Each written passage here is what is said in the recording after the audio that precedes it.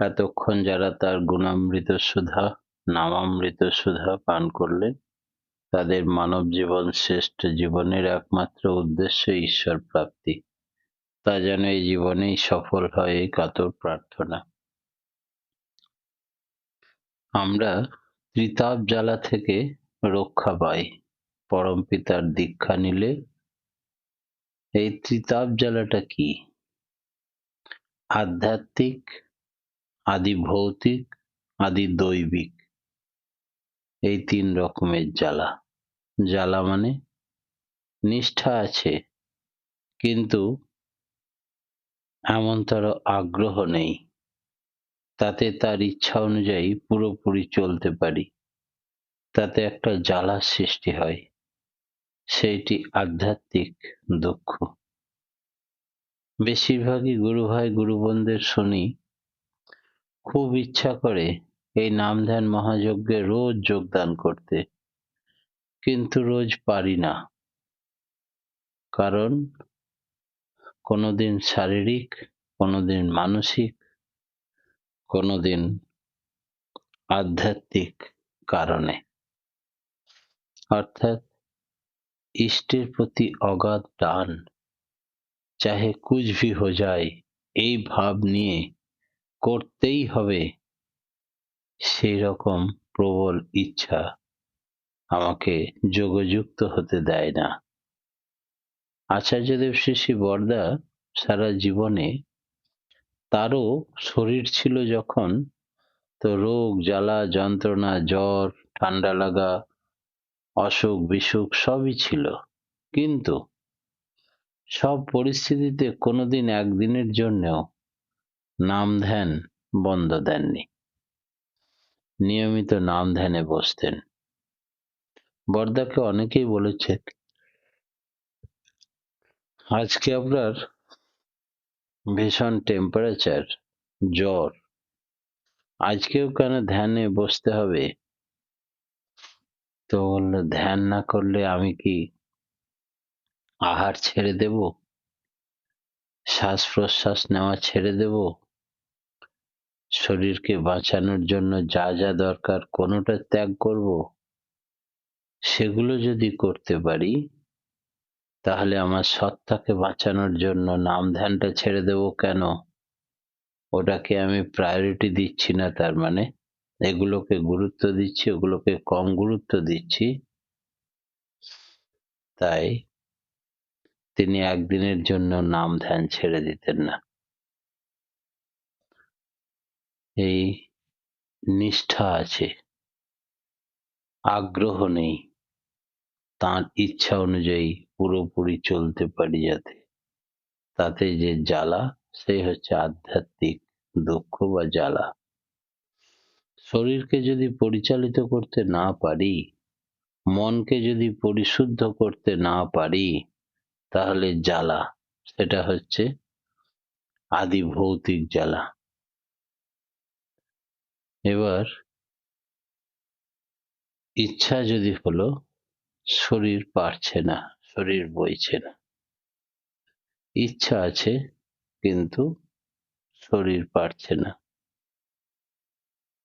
এবং মন সেই জন্য সায় দিচ্ছে না, তাহলে আমার ইষ্টের কাজ, ইষ্টের কর্ম হলো না।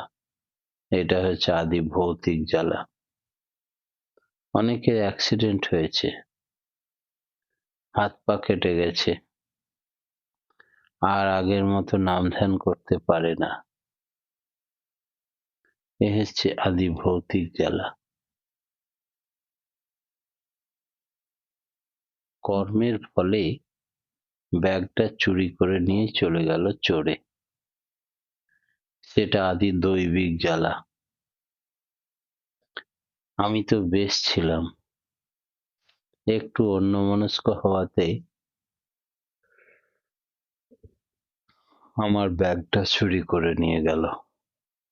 এবার চোরের ধ্যান হতে লাগলো, ব্যাগে কি কি জিনিস ছিল সেই সব ভাবতে লাগলাম, ঈশ্বরের ভাবনা চলে গেল। আমার তাতে জীবনের যত ভ্যালুয়েবল জিনিস, passbook, passport, Aadhaar card, voter card, PAN card, ration card এগুলো চুরি হয়ে গেছে। তাদের কথা ভাবতে ভাবতে এই কর্মফল ব্যাগ চুরির সঙ্গে সঙ্গে আমার আধ্যাত্মিকতা, আমার ঈশ্বরের কথা, আমার মূর্তি, ঈশ্বরের মূর্তি, ঈশ্বরের নাম, ঈশ্বরের কর্ম সব দূরে চলে গেল। এটাকে বলছে আদি দৈবিক জ্বালা। সেটার কারণ হিসাবে আধ্যাত্মিকে গেলে সবটাই গোল হয়ে যাবে। এক কথায় ত্রিতাপ জ্বালা মানে শরীর, মন, আত্মার যাবতীয় ক্লেশ। শারীরিক জ্বালা, আদি ভৌতিক জ্বালা, মনের জ্বালা, আদি দৈবিক জ্বালা এবং আত্মার জ্বালা, আধ্যাত্মিক জ্বালা। এই সবগুলোকে দূর করে পরম পিতার প্রতি অটুট টান হলে। আত্মা মানে চৈতন্য, আত্মা মানে নিয়ত গমনশীল সত্তা, আর চিত মানে চেতনা। তাই শারীরিক, মানসিক, আধ্যাত্মিক কোনো বাধাই বাধা হবে না যদি সচ্চিদ আনন্দের সঙ্গে নিমগ্ন হয়ে নাম করা হয়। অপূর্ব অনুরাগ ভরে টান যদি গজিয়ে থাকে, তাহলে কোনো জ্বালা, কোনো বাধা তাকে আটকে রাখতে পারবে না। এমনকি উই পোকাতে ঢিপ করে দিয়েছে শরীরটা, একেবারে উই পোকাতে ঢিপ করে দিয়ে মনে হচ্ছে উই ঢিপের ভেতর থেকে আওয়াজ আসছে, তবুও তার ধ্যান ভাঙছে না। বছরের পর বছর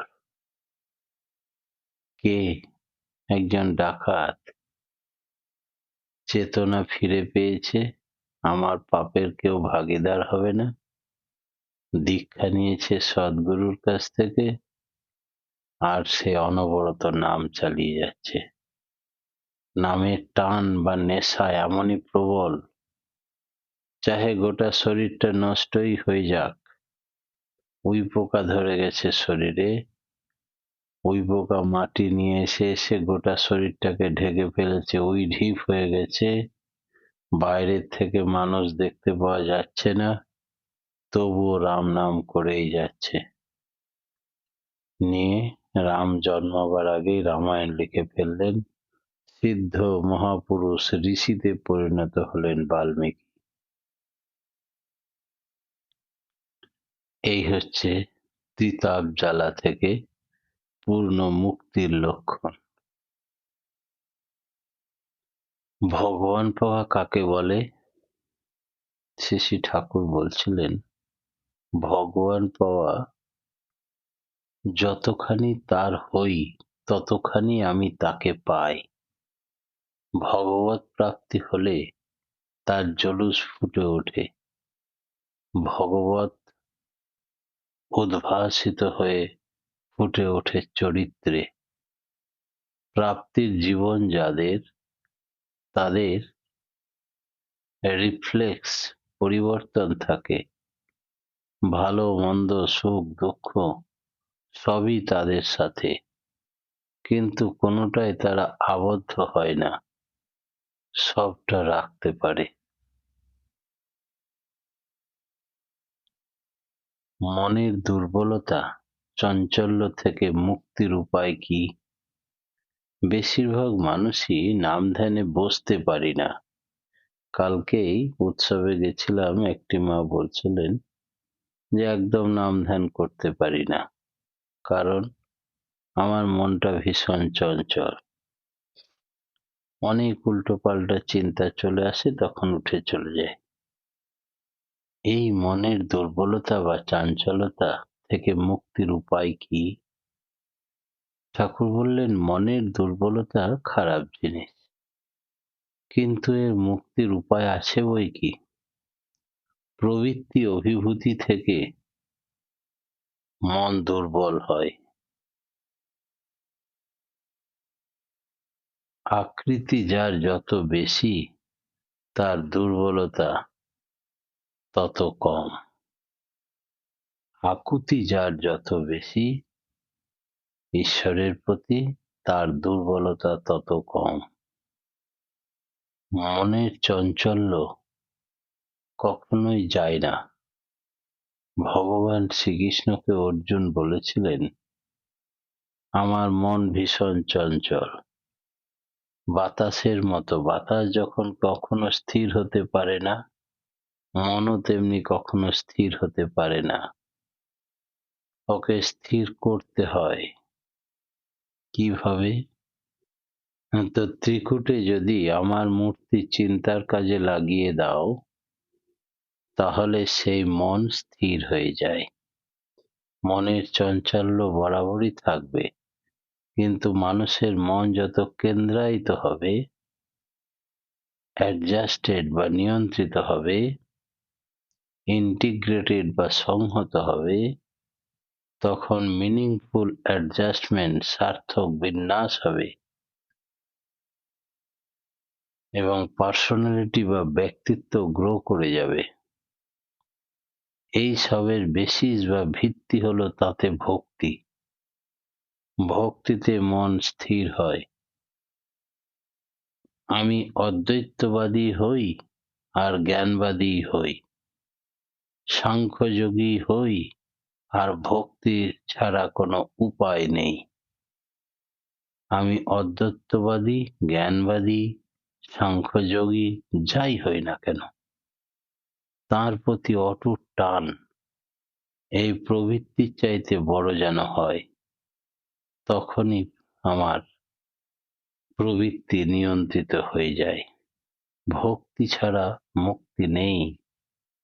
তাই আছে অদ্বৈতং ত্রিষু লোকেষু নৈবেত্যং গুরুরাসহ। মুক্তি কিসে হবে? এই হলো মুক্তি। মুক্তি থেকে বৃত্তিভেদী ভক্তির কোলেই মুক্তি লুকিয়ে থাকে। ভক্তিতে চতুর্বর্গ ফল দাসীর মতো মানুষকে অনুসরণ করে। ওতে একটা ভালোবাসাময় জীবন গড়ে ওঠে। মানুষও জ্ঞানদীপ্ত হয়ে ওঠে তাতে। পরিবেশ শুদ্ধ মুক্তির দিকে চলে তার সান্নিধ্যে। ভাব হওয়া কাকে বলে? রামকৃষ্ণ ঠাকুর বলতেন কথায় কথায়, তোদের ভাব হোক, ভাব হোক। ভাব হোক মানে? ভাব মানে চিন্তা নয়, ভাব মানে রকম। রামকৃষ্ণ ঠাকুরের প্রতি ভাব হলো, তার মানে তার কথাগুলো, তার প্রতি অনুরাগ সহ চিন্তা হলো। তার কথা ভাবছি এবং সেগুলি আমার বৈশিষ্ট্য অনুযায়ী আমার চরিত্রে মূর্ত করে তুলছি। তাকেই বলে তার প্রতি ভাব হওয়া। পরম প্রেমময়, পরম দয়াল শ্রী শ্রী ঠাকুরের রাঙারাতুল চরণে প্রত্যেকের সার্বিক মঙ্গল প্রার্থনা জানিয়ে আজকের মতো ইষ্ট প্রসঙ্গ এখানেই সমাপ্ত করলাম। জয় গুরু। জয় গুরু দাদা। পরের